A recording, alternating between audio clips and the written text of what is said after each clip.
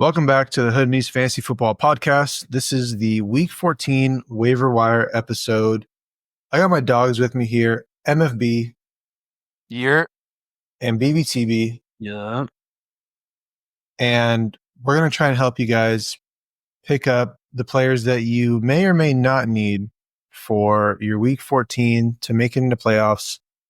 And some of these players you may not need at all, but you may use to block your opponent so that they don't have, whether it's a QB, wide receiver, running back.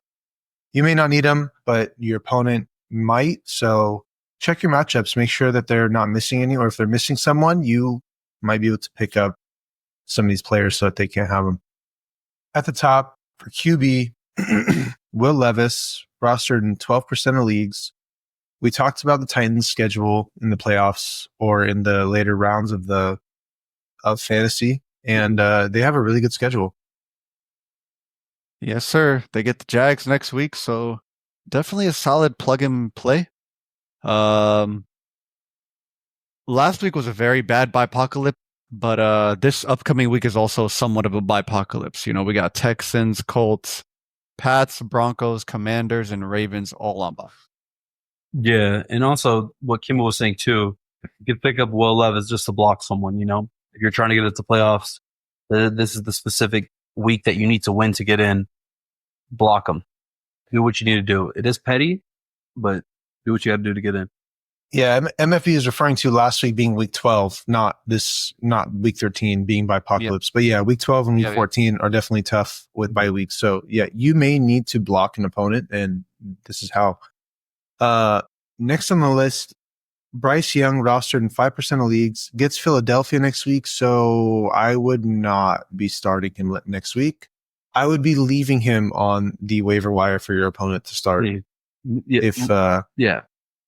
But if you're dealing with just quarterback woes this whole season, he may be one to stash because he has actually been picking it up surprisingly. So, just a name to throw out there. Next on the list, Jameis Winston, who threw for almost 500 yards on Monday night and 3 interceptions and still finished as the top option for quarterback this week against a pretty tough Denver defense. Gets Pittsburgh in Pittsburgh this week, week 14. So may not be the best, Yeah, kind of a tough matchup. I probably wouldn't hit the start. Yeah. Well, I mean, I guess I would check the weather because the last time we played Pitt, the weather was definitely a factor. You know, big factor. I we would thought, hey, don't start him against Denver, but yeah, he did mess up and threw 2 pick sixes, but yeah, he still went stupid. If you need a streamable option, I low-key like Jameis Winston just because of that man's throwing 3 picks, 1 pick, 2 picks, you know what I'm saying? So it's like the coach is still going to trust him because he knows how to still get the ball to the player. The coach ain't got I don't know what, I was going to say, I don't think the coach has a choice. Yeah, I don't think, he has a choice there, but I would be more scared to go up against Jameis Winston than other quarterbacks just because I know that he can throw up to 500 yards in a game. So that it's scary to play against that. But yeah, Jameis Winston, a decent option. Does get good matchups for the first 2 weeks of fantasy playoffs. So if you're stuck starting him, he gets Kansas City and Cincinnati. Last but not least, I threw this name on the list as a desperation pickup. Aiden O'Connell of the Vegas Raiders, rostered in 2% of leagues, has a very good schedule upcoming, plays Tampa Bay this week, threw 2 touchdowns. He's got Brock Bowers as a target. So if he can just find Brock Bowers, he's going to throw touchdowns. And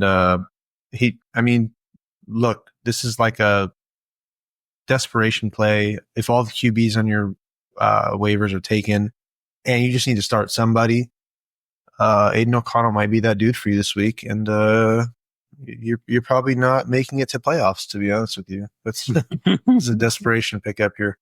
Yeah, and this probably being you for like deeper leagues, you know, like like 14 man, 16 man. So you somehow need a quarterback. Aiden O'Connell could possibly be a starter.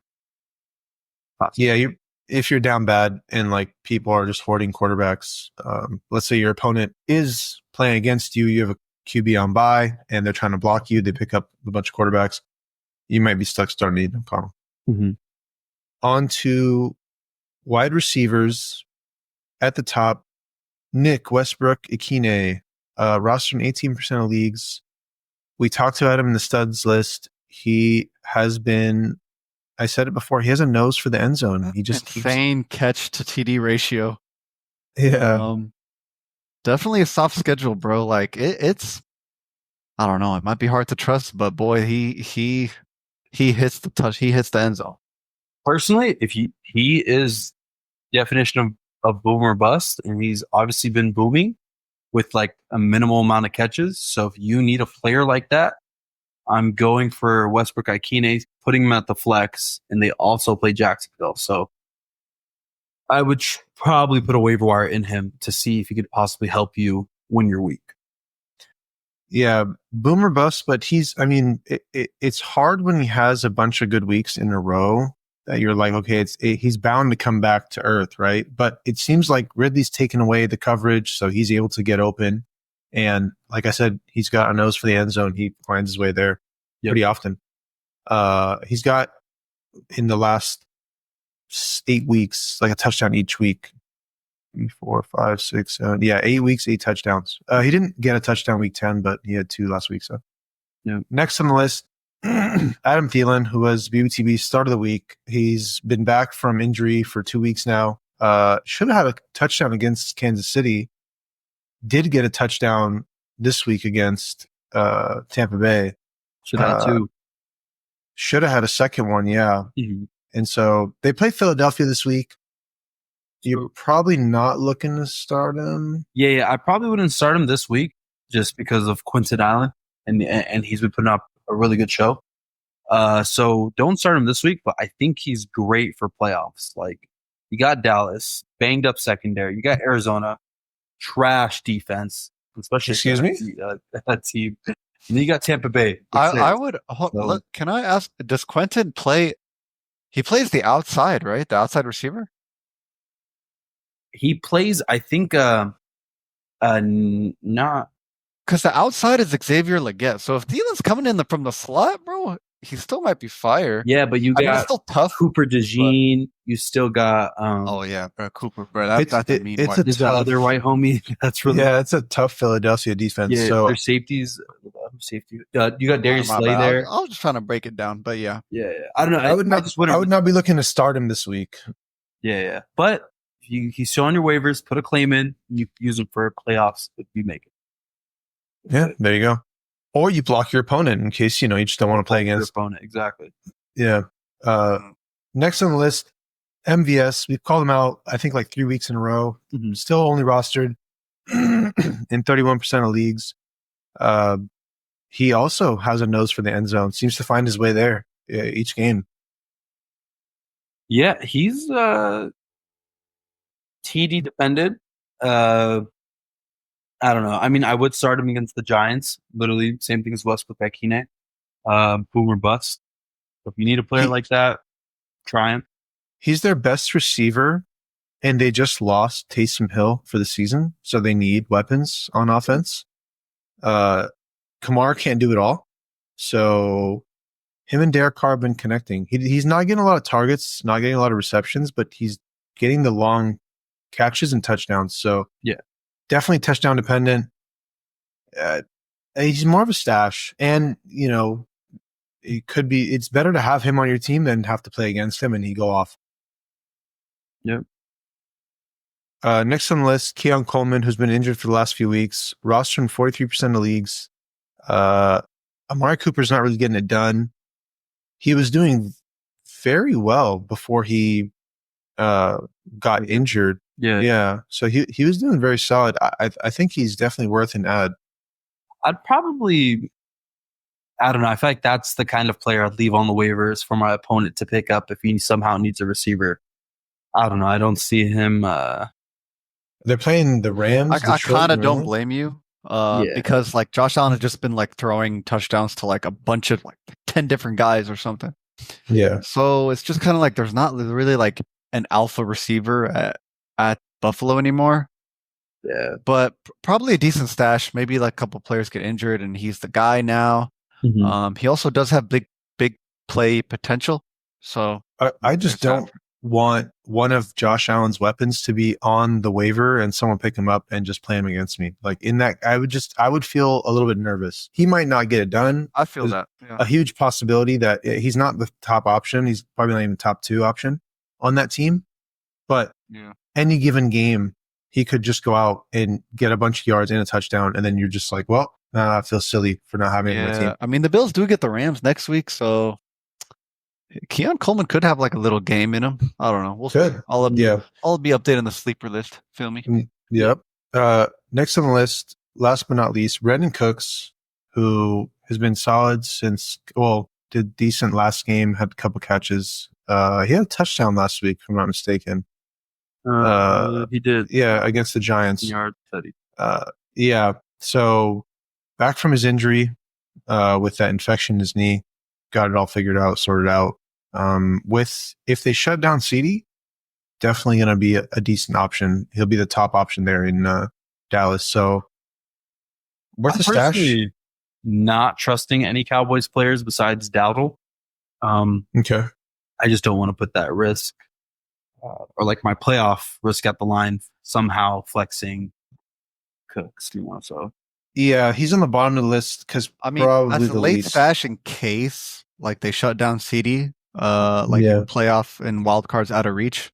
I could see it as a really good play for sure. Is he playing for a contract? Cooks? Is he on a long year? I'm not sure about. Okay, because if he is, he could just go out there and get loose. You know what I mean? Yeah. He's got Cooper Rush, so no, he signed a 2-year. He's there for another year contract. This is his pretty much he's done after he's a free agent next year. So he's playing for something, but he's not going to get paid though. I'll tell you that. But they paid a 2-year $40 million to do. I don't know. Dallas. He had a solid like stretch a little bit. That's why he got paid. But yeah. I mean, he before the Texans. He was on the Texans before, bruh. But what about before that? Sorry. What was he on the Texans? He was on last the Texans. Yeah, it used to be Nico, him, and no, he wasn't on the Texans last year. He was somewhere else. Not last year. Man, I forgot. Me too. But was he on the Bears? No, am I tripping? Oh well, whatever. It's fine. Brandon Cooks, on the bottom of this list, just because, not a good offense. Before the Cowboys, before 2023, he was on the Texans for 3 seasons. He was on the Cowboys last year. Correct. He was the Cowboys. Yeah. Okay. That's right. All right. All right. Anyways, that's it for the wide receiver. Do you guys want to rank them, or what your top 3 options? Yeah. I mean, I'd probably go Thielen at the 1. Sure. The reason why I'm saying Thielen at the 1 for playoff reasons. If you want this specific week, I'd probably go Ikine. Sure. Then Thielen, then MVS. Yeah, for this week, I'm gonna just say for this week, I would go Ikine, MVS, and then Coleman. I go Ikine, Coleman, and then oh man, Thielen got the Eagles, bro. I'm not starting him against the Eagles. I'll put Thielen as my third option. Yeah, but I know you got the Eagles, but Bryce Young is playing and trying to prove something ever since he came back, and they're going to be down. The Eagles are going to let up a little bit. I think Thielen gets himself some points. Yeah, finds his way in the end zone somehow, some way. That'll do it for the wide receiver pickups. On to the running backs at the very top. Very obvious. Well, should be obvious. Isaac Guerrero, the third string for the San Francisco 49ers. McCaffrey is likely done for at least the fantasy season. The Niners season's probably pretty much over. Mm-hmm. Jordan Mason also is going on IR due to an ankle sprain. I think it's a high ankle sprain. So Isaac Guerrero, the third man up, rostered in 6% of leagues, hot waiver wire ad, definitely going to be getting a ton of volume and has looked good in the games that he did get carries. So it seems like anyone can perform in that Shanahan system. So yeah, if you're make sure waiver wire number 1, Get him. This could be your league winning running back pickup. Yeah. So Take that risk. use your number one. There's likely not going to be a better waiver wire ad. Jordan Mason being out for 4 weeks means he's out for week 14, 15, 16, 17. So throughout the rest of the fantasy season.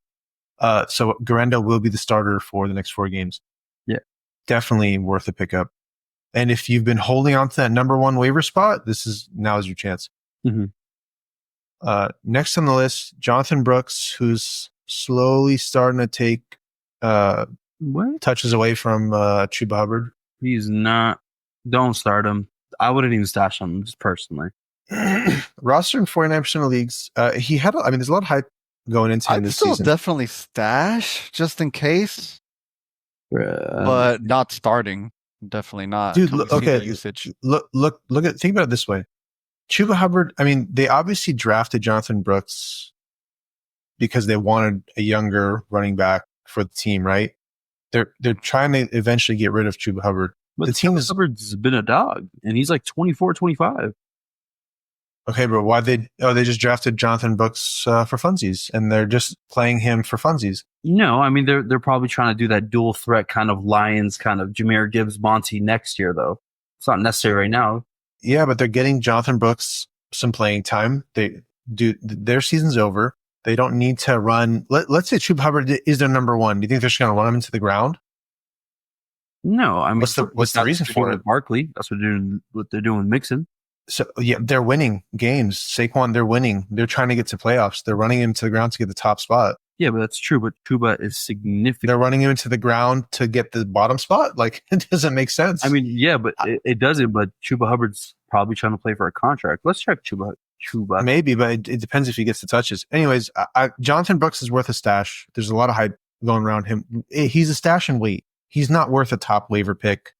If Garendo for some reason is picked up in your league, which he might be, but not worth a number one waiver claim, but just someone to stash. Ray Davis rostered in 17% of leagues. Got a decent number. I think he had 12 carries in that game against the Niners in a game in the snow where there's a lot of carries. Understandable, but he's had some decent games here and there. He had 11 carries. He had 12 total touches, 1 reception. Some of these guys are just kind of shots in the dark. I wouldn't be looking to start Ray Davis. If anything happens, just a handcuff stash, pretty much. Yeah, if anything happens to James Cook, he would be in line for some good work. More interesting name here is Braylon Allen, rostered in 32% of leagues. We're only bringing him up because the Jets are losing games and they might just shut Breece Hall down. And they might just run Braylon Allen out there. So if that's the case, this is like a talented young dude who, if he gets usage, can put up fantasy points for you. We saw it very early in the season before all the Robert Saleh stuff happened. Mm-hmm. So if somehow Breece gets, shut down because of the record, then Braylon might be getting the work. Yep. Yeah, you never know. And if that happens, you're going to want him on your team, especially if you're a Breece Hall owner. You should have already had Braylon Allen on your team if you had Breece Hall. But if you don't, make sure you pick him up. For RBs, I would just say get Isaac Garendo. These other guys, you could take a shot on them. But I'm not going to rank them. Name Isaac Garendo, and then you want Braylon to get lucky. What am I doing? Yeah, some of these guys. I would do Isaac Garendo. Probably it's between Braylon Allen and Jonathan Brooks, but it's back and forth, and then Ray Davis on the bottom. For tight ends, a couple of names here, not very many to be honest. Let's go with the most rostered first. Isaiah Likely, who found the end zone last week. They clearly don't like Deontay Johnson, so they'll throw it to anyone but him. And Isaiah Likely is not Deontay Johnson, so he's getting targets. Had I think 8 targets in that game against the Eagles. I think the touchdown that he got was a shitty time touchdown, so that kind of helped fantasy owners. Yeah, I'm not trying to start. He's on bye anyways, so it doesn't even matter if you need a tight end this week. Don't look to Isaiah Likely; he's not going to do anything. Obviously. next on the list, man, these names are, this is very tough, but Chig Okonkwo of the Tennessee Titans, they have a very easy schedule coming up. I think I'll make a hot take. Chig ends up on the studs list next week. Wow. Yeah, that's my hot take. I mean, they do play Jacksonville. Those are both, I think, 3-win teams. Could possibly see it happening, so it's not that crazy. I could see it happening. There's, hopefully no one's listening to this so that no one has to come back and flame me when he doesn't do anything next week and he gets straight donut. But he's either going to end up on, listen, he's either going to end up on the studs list or on the duds list, one or the other. It's still in between. There's tight ends have been kind of hard to come by, and all the good ones are probably picked up, and the ones that are half decent are probably also picked up because tight ends are tough this year. Mm-hmm. So if you're in dire need of a tight end, he has good matchups the next 4 weeks, specifically this week when a lot of teams are on bye. So maybe worth a pickup. Only roster 5%, probably in deeper leagues. But anyways, last but not least, Austin Hooper, who has a touchdown 2 weeks in a row. I think Drake may just like looking for him and just getting the ball to him. And I think BBTB got kind of confuzzled when I said that. Yeah, statement. Don't pick up the second string tight end on a really bad. I don't know. I just wouldn't put my fantasy risk on him. It's a desperation pickup for sure. I'm not looking to pick up Austin Hooper. You have to be down very bad to pick up. And they're on bye next week. So he's not even worried. You know what? Yeah, it's kind of don't pick up Austin Hooper. Chig Okonkwo. Studs list next week. That's pretty much it for the tight ends. There's not a lot of options, guys.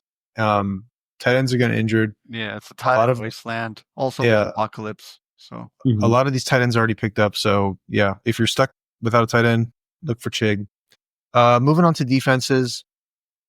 New Orleans Saints against the Giants. Saints are only rostered in 27% of leagues. The Giants offense looks pedestrian. Even with Neighbors there, they can't seem to find him anywhere. They can't seem to get him the ball. He does not like the Giants franchise. He probably hates the whole organization. He's not happy there, but whatever. What can you do? Yeah. Next on the list, Tennessee against Jacksonville. Only rostered in 5% of leagues. Tennessee's a decent defense. I mentioned this earlier, I think in the other episode, but Mac Jones doesn't give a lot of turnovers. I've noticed in the last few games. I don't think he has a ton of turnovers. So they may not get a lot of scoring opportunities, or Jacksonville may not score a lot. But I don't know if Tennessee can get it done. I really like that just because it's the lowest over-under of the week so far, with a total of 40. So,